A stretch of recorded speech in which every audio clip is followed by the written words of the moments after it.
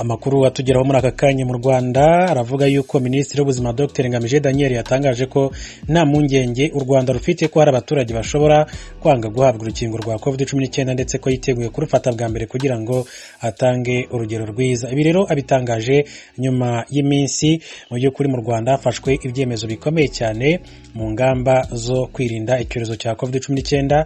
Hanyuma nyuma y'izo ngamba mu nama yari yateranye y'abaminisitiri iyobowe na nyakubahwa Perezida wa Repubulika y'u Rwanda Paul Kagame, abaminisitiri batandukanye mu by'ukuri bongeye kugira byinshi bavuga ku bijyanye n'ingamba nshya zo kwirinda COVID-19. Banavuga yuko inkingo za mbere mu Rwanda zizaba zigeze mu gihugu mu minsi mu by'ukuri mike iri imbere, mu matariki atarenze 15 inkingo zizaba zigeze mu gihugu cy'u Rwanda ndetse zigatangira guhabwa abaturage batandukanye. Gusa hari impungenge ko rero mu by'ukuri hari abaturage bitewe n'amakuru yatandukanye akomeje kugenda avugwa ku bijyanye n'izi nkingo za COVID-19 cyangwa se n'indwara muri rusange ya COVID-19.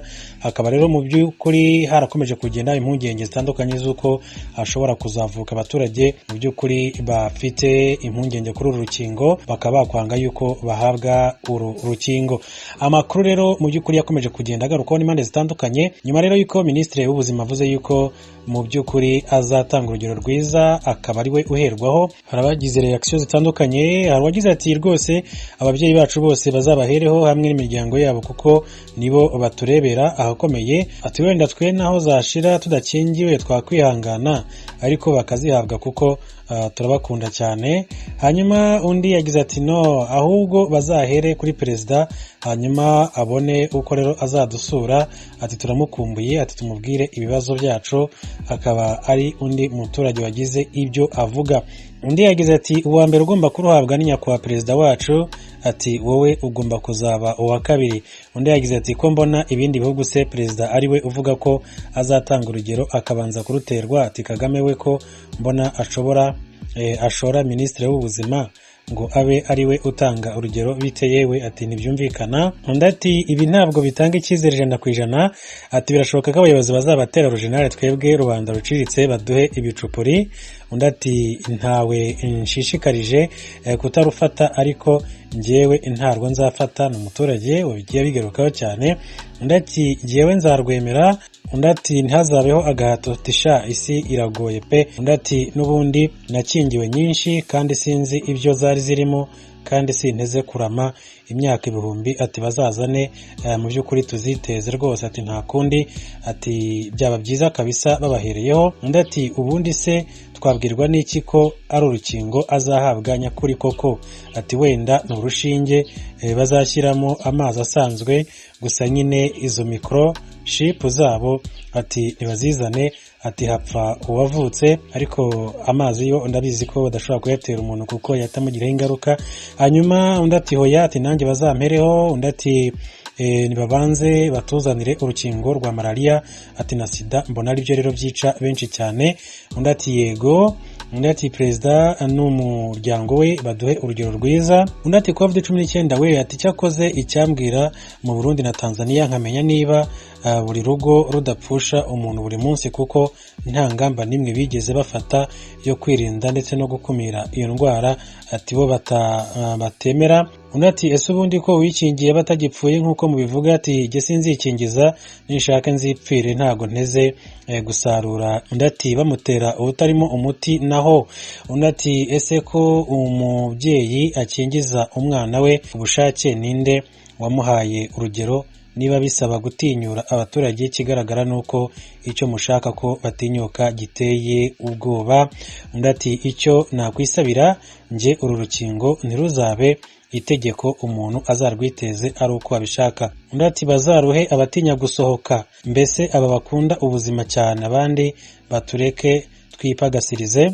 Undi ati muhumure ntacyo rutwaye, ati kandi bizatuma umubiri ugira ubudahangarwa. Undi ati uretse kuba nitinyira urushinge gusa ariko sinakemera n'urwo rukingo, ati bazakingire abandi bandeke nipfire. Undi ati nyine muzabanze mukingire abayobozi bose muhereye kuri mudugudu kugeza kuri perezida. Undi ati aho sindimwo.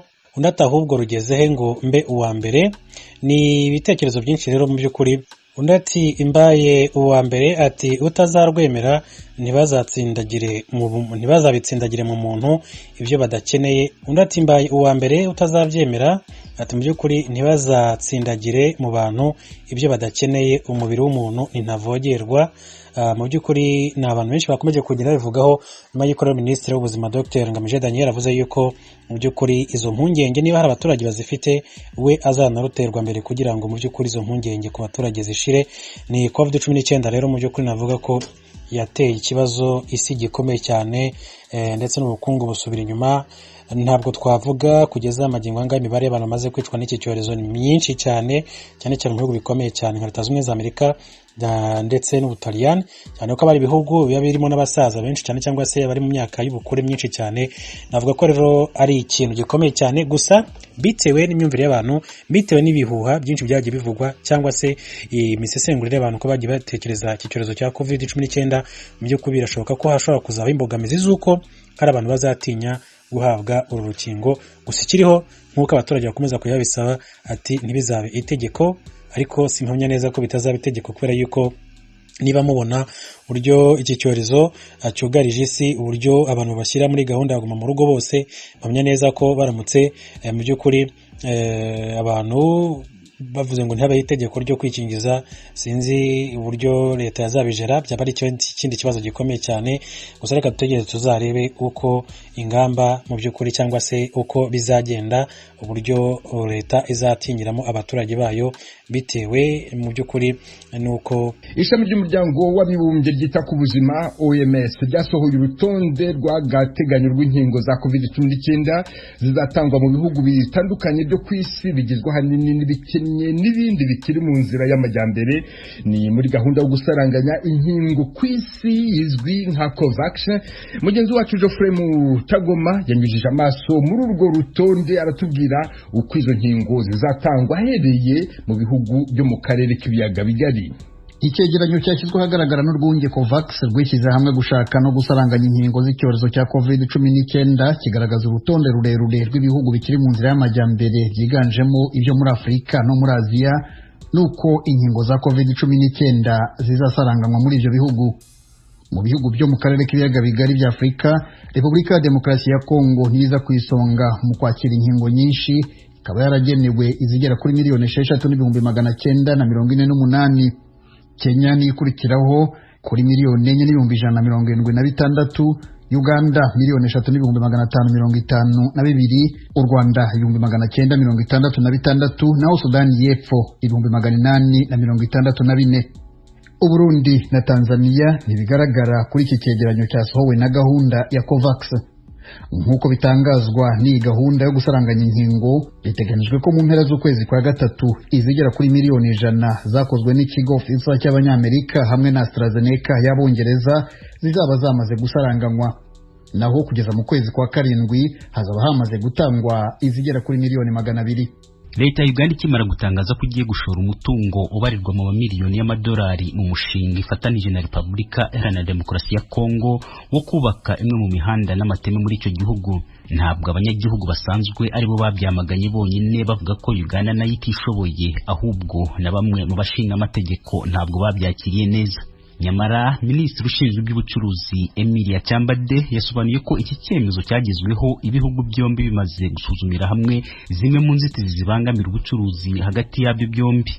President Museveni ne President Tshisekedi basinkana era ne bongera okutongoza enkole. Ati Perezida Museveni na mugenzi we Tshisekedi bagize inama nuko uyu mugambi baza kuwushimangira tumaze kumva ibitekerezo by'abacuruzi bacu batanze bavuga ko ibibazo bahura nabyo cyane cyane ari iby'imihanda mibi, umutekano muke n'ibindi. Bavuze bati imodoka nini zitwara imizigo yabo ziranirwa kunyura muri iyo mihanda zikagiramo ibibazo, bamwe bakanga ko imodoka zabo zambuka muri icyo gihugu, bigasaba abacuruzi kugera ku mupaka bagakodesha izindi modoka zo muri Kongo.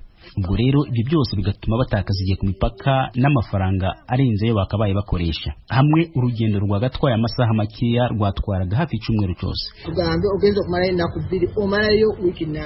Kuri Minisitiri Cyambade, Uganda niyo yiteze kuzunguka muri uyu mugambi kuruta Kongo kuko yohereza ibintu byinshi cyane muri icyo gihugu.